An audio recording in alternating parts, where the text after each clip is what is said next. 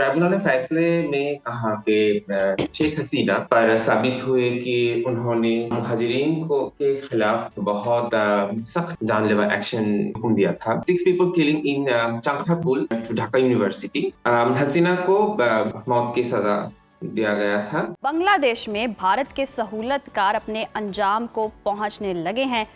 बांग्लादेश के जस्टिस मोहम्मद गुलाम मुर्तज़ा की सरबराही में कायम 3 रुकनी ट्रिब्यूनल ने साबिक वज़ीर आज़म शेख हसीना वाजिद के खिलाफ दायर मुकदमात का फैसला सुना दिया है और ट्रिब्यूनल ने 453 सफ़ात पर मुश्तमिल ये तफसीली फैसला जारी किया। मफरूद साबिक वज़ीर आज़म को इंसानियत के खिलाफ जराइम के 5 इल्ज़ामात जो थे उनमें कसूरवार ठहराया गया और उन्हें इंसानियत के खिलाफ जराइम की मुजरिम करार दिया गया है। ट्रिब्यूनल ने एक मुकदमे में शेख हसीना को सज़ाए मौत जबकि 3 इल्ज़ामात के तहत ताहयात कैद की सज़ा सुनाई है। अदालत ने बांग्लादेश के साबिक वज़ीर दाखिला को भी सज़ाए मौत का हुक्म दिया है और साथ ही साथ इंटरनेशनल क्राइम्स ट्रिब्यूनल के फैसले के बाद बांग्लादेश ने भारत से मफरूर शेख हसीना और साबिक वज़ीर दाखिला असदुज़्ज़मान खान कमाल की हवालगी का भी मुतालबा कर दिया है। बांग्लादेश की वज़ारत ख़ारजा का कहना है कि किसी भी मुल्क के लिए इंसानियत के ख़िलाफ़ जराइम के मुर्तकिब अफराद को पनाह देना गैर दोस्ताना रवैया होगा और इंसाफ की तौहीन होगी। बांग्लादेश ने भारतीय हुकूमत पर यह भी जोर दिया है कि जी दोनों जो सज़ा याफ्ता अफराद हैं उनको फौरी तौर पर बांग्लादेश के हवाले किया जाए। और अगर हम शेख हसीना वाजिद के दौरे हुकूमत की बात करें तो अगस्त 2024 में बांग्लादेश में 1971 की जंग लड़ने वालों के बच्चों को जी सरकारी नौकरियों में दिए गए कोटे के खिलाफ सिविल नाफरमानी की तहरीक के दौरान हसीना वाजिद के हुक्म पर 1400 अफराद को बेदर्दी से कत्ल किया गया था। बांग्लादेश में शेख हसीना के खिलाफ फैसले को खूब सराहा जा रहा है और इसे तारीखी फैसला करार दिया जा रहा है। ढाका ट्रिब्यूनल के इस फैसले ने मफरूर साबिक वज़ीर आज़म शेख हसीना वाजिद के पूरे सियासी बयानिए को उलट कर रख दी है। वो हसीना जो बरसों तक ताकत के जोर पर चलती रहीं आज इंसानियत के खिलाफ जराइम पर सजाए मौत की मुजरिम करार दे दी गई हैं। इसी तमाम तर सूरत हाल पर बात करने के लिए हमारे साथ ढाका से सीनियर सहाफ़ी रतुल अल अहमद हमारे साथ होंगे और साथ ही साथ जमात इस्लामी के सीनियर रहनुमा लियाकत बलोच साहब भी हमें ज्वाइन कर चुके हैं।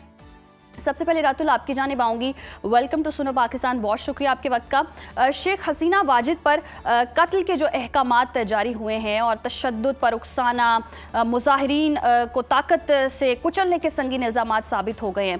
ट्रिब्यूनल ने किन मुकदमात में सजाए मौत और किन में उम्र कैद सुनाई है और उन्हें किन जराइम पर जी बराह रास्त मुजरिम ठहराया गया, ये भी बताइए। हेलो जी। तो ट्राइब्यूनल ने फैसले में कहा कि शेख हसीना पर साबित हुए कि उन्होंने मुहाजिरीन को के खिलाफ बहुत सख्त और जानलेवा एक्शन के हुक्म दिया था और ये भी साबित हुआ कि कुछ जगह पर पुलिस और सिक्योरिटी फोर्सेस को सीधा ऑर्डर दिया गया कि वो गोलियों चलाए और जो भीड़ है उसे न्यूट्रलाइज करे। इसी लिए बहुत लोग मारे गए, एज यू ऑल नो। और two special cases, one is murder in 6 people killing in Chankharpul, which is very near to Dhaka University। जी जी। वहाँ 6 लोगों को गोली करके कत्ल किया गया था। और another case is in Ashulia near Savar, जहाँ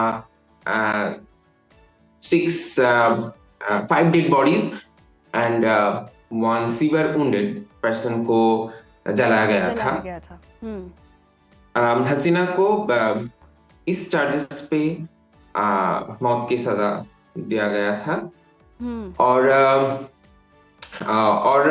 जहां उन्होंने ऑर्डर किया, इंसाइट किया और and her derogatory comment on that রাজাকারের নাতিপুতি চাকরি পাবে তো কি মুক্তিযুদ্ধ সন্তান চাকরি পাবে না তো কি রাজাকারের নাতিপুতি চাকরি পাবে। It's a very derogatory comment on the people of Bangladesh as Bangladeshi people are still very sensitive about our liberation war, so they found it very derogatory. और इनके लिए उनको उम्र कैद की सजा दी गई। सही रातुल, ये था ये मुकदमात और जिनमें उनको जी सज़ा सुनाई गई। बहुत शुक्रिया आपके वक्त का। और हम देख भी रहे हैं कि जो इंसानियत के ख़िलाफ़ उन्होंने अहकामात जारी किए और इस तरह के सारे काम किए जो इंसानियत के ख़िलाफ़ थे, आज वो जराइम के मुर्तकिब करार दी गई हैं और अदालत ने फ़ैसला सुना दिया है।